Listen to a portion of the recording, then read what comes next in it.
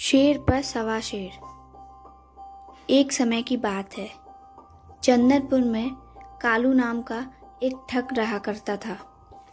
वह राहगीरों को खूब ठगा करता था। गांव वाले उसकी हरकतों से परेशान थे, लेकिन ऐसी कोई तरकीब नहीं निकाल पा रहे थे कि कालू को सबक सिखाया जा सके। एक दिन कालू खेतों की ओर जाती पगडंडी पर खड़ा था कि उसे दूसरी ओर से आता एक नौजवान नजर आया।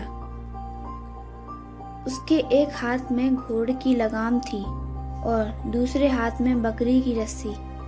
अजनबी को पास आते देख कालू मुस्कुराते हुए बोला, राम राम भैया, लगता है बड़ी दूर से आ रहे हो। हाँ, मैं दूर गांव में रहने वाला हूँ। श्याम नगर अपनी ससुराल जा रहा हूँ। मुझे कुछ रुपयों की आवश्यकता है, इसीलिए मैं यह बकरी बेचना चाहता हूँ, अजनबी ने जवाब दिया।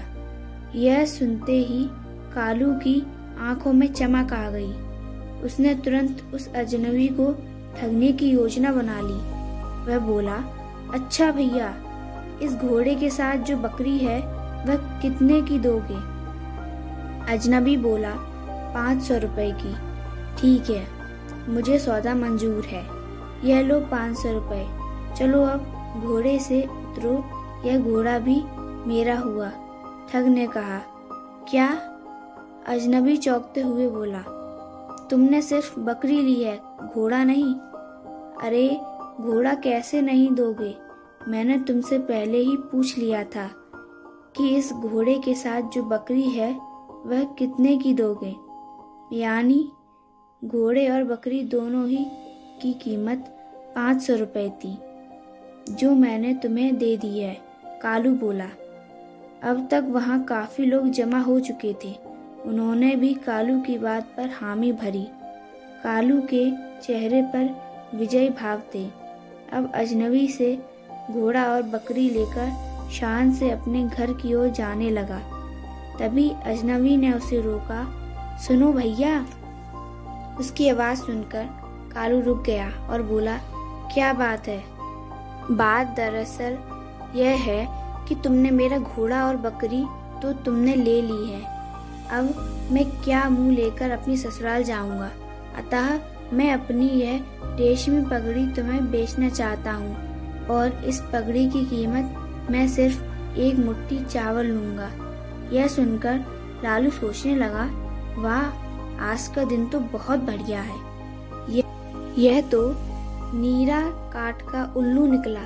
अपनी प्रसन्नता को छुपाते हुए कालू सहजता से बोला, ठीक है, जब तुम इतना निवेदन कर रहे हो तो मैं ठुकरा नहीं सकता। सामने ही मेरा घर है, मेरे साथ चलो, मैं तुम्हें एक मुट्ठी चावल दिलवा देता हूँ। घर पहुँचते ही कालू ने अपनी पत्नी को आवाज लगाई, सुनती हो भागवान, जरा एक मुट्ठी चावल लाना। इस अजनबी से मैंने उसकी पगड़ी एक मुट्ठी चावल के बदले खरीदी है।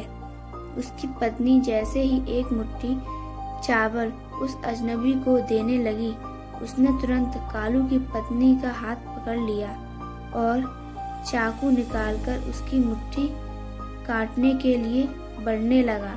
यह देख कालू चिल्लाया, अरे ये क्या कर रहे हो? मैं यह मुट्ठी काट रहा हूँ। तुम इस एक मुट्ठी चावल के बदले पगड़ी का सौदा कर चुके हो, अजनबी बोला। यह सुनकर कालू के तले जमीन खिसक गई। सभी गांव वाले उस अजनबी की चतुराई देखकर वाह वाह करने लगे, क्योंकि आज शेर को सवा शेर मिल गया था। कालू गिड़गिड़ाकर उस अजनबी से कहने लगा, मुझे माफ कर दो भैया, मैं अपनी भूल स्वीकार करता हूँ। यह लो तुम्हारा घोड़ा और बकरी।